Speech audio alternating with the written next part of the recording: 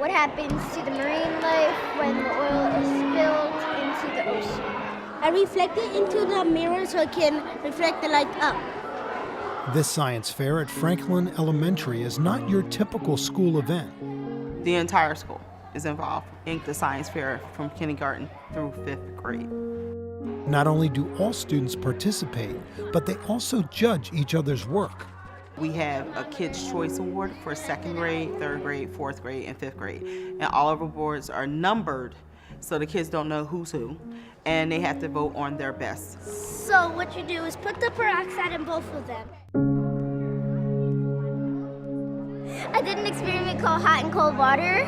My mom told me with this, my hypothesis is I think the temperature will change because the temperature starts at 0 degrees Fahrenheit, and if you put the thermometer in the cup filled with hot water, the temperature will change.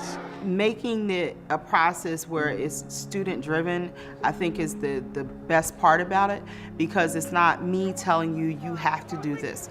Gummy bear zone. My question was, will these gummy bears dissolve? If so, how? Actually, water can make a gummy bear grow. I thought that the water will make the gummy bear dissolve, but it made it grow. This is the water. When I put this in the water for 12 hours, this will happen. It turned bigger, like this, but it lost its shape a little. During the day, all students visit the science fair, and that evening, many parents come to see their child's work. Can you come sign in? This is my project on how magnets work.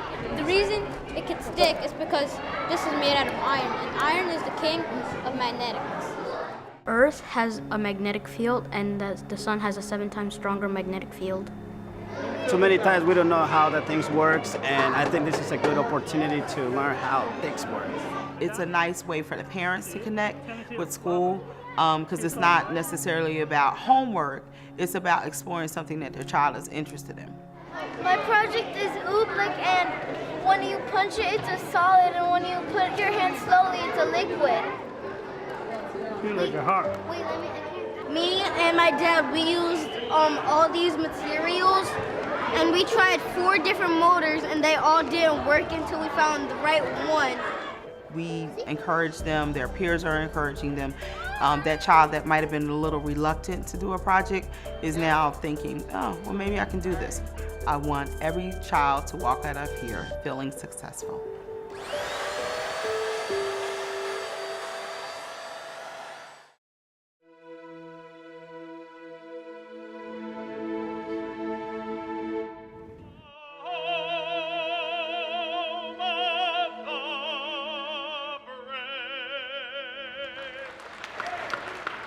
These 4th graders are about to witness something very special.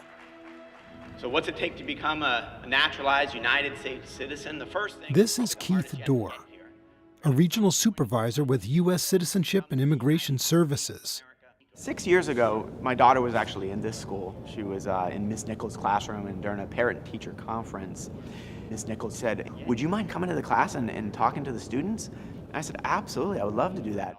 He shows so much enthusiasm, and he mentioned that sometimes they take the ceremonies out of the office, and he would always love to do one in a school, and I said, well, let's do it. So 4th grade teachers Laura Nichols and Andrew Battle have incorporated this event into their curriculum for the past 6 years.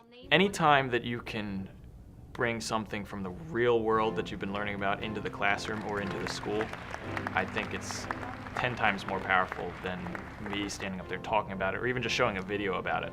I hereby declare. I almost started to cry a little bit. It was very exciting. All allegiance. You'll be like from another country. Now you're kind of like a part of this country. Congratulations, you're all officially citizens of the United States. When you see that emotion in their face, I get a little emotional, and I have to then hold my bearing because I'm doing the ceremony, but it's definitely an emotional thing. Why is it necessary or important to have an actual naturalization ceremony, which is what you saw this morning? So today in class, we're going to have the children reflect on some higher level questions, get them thinking on a deeper level about what they're witnessing in the ceremony, what they've learned so far, and have them respond to one another. How might the new citizens have been feeling today? Why would they be feeling these emotions? I put excited because they took time to do this and they accomplished these goals.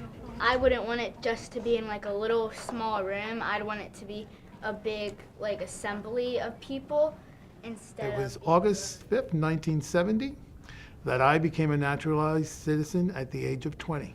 And watching these people become American citizens, it brings me back to my journey and where I am today, and happy to be here.